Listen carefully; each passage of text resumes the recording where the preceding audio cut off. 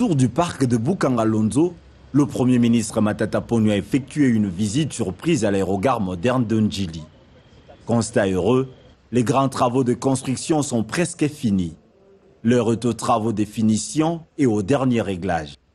Il consiste à l'installation des équipements dans la salle d'enregistrement des passagers, l'installation du tapis roulant pour la récupération des bagages, l'installation des chaises, télévisions et autres équipements dans la salle d'attente, la mise en place des 6 box devant accueillir 12 passagers à l'arrivée, au même moment pour vérification de pièces, l'acquisition des chariots modernes pour le bagage, l'asphaltage du parking destiné à recevoir 246 taxis et bien d'autres petits travaux.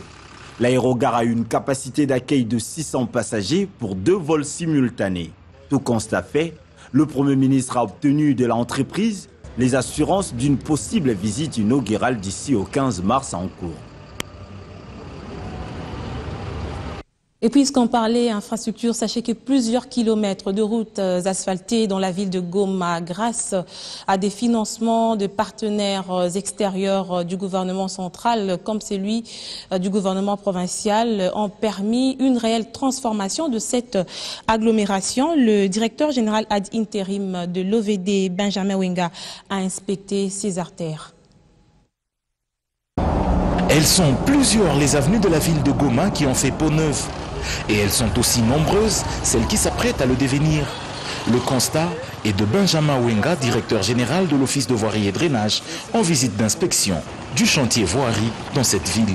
Les 3 km 600 de l'avenue Kibarabara dans le quartier Majengo sont aujourd'hui entièrement couvertes d'asphalte. Présentement, la firme Sobetra, sous financement de l'Union européenne, s'occupe à l'installation des bordures fil d'eau et d'autres pisards. L'avenue Katoi, longue de 500 mètres, est aussi dans le même état. Elle connecte Kibarabara à Nyiragongo, qui est en pleine transformation grâce à un financement cette fois du gouvernement de la République à travers la Fédération des entreprises du Congo. Complètement finie sur sa partie qui va du rond-point Signers, elle est en chantier beaucoup plus haut. Des ouvriers de la firme Traminco s'activent sur différentes actions telles que la pose des pavés d'accotement ou la coulée de béton pour des accès aux avenues et parcelles. Sur la chaussée, l'heure est à la construction de la couche de fondation. La RN2 Saké, pour sa part, dans son tronçon confié à la firme Sobetra, voit depuis quelques jours des drains s'installer de part et d'autre. Ici, l'ingénieur Benjamin Wenga donne quelques directives pour que ces caniveaux soient entrecoupés par des colonnes pour plus d'efficacité. Yeah, and I say thank you for the director to come and visit us here. La partie confiée à Traminco, elle, est en plein rechargement et la pose des bordures suit juste après. Un rythme particulier a été choisi par le maître d'ouvrage pour cette exécution. Faustin Lungue est directeur provincial de l'OVD Nord Kivu. Alors la méthodologie de travail que nous avons adoptée en ce stade, c'est d'aller par tronçon de 500 mètres. Une fois fini, on se délocalise pour entamer d'autres 500 mètres et jusqu'à la fin de ces 4 km.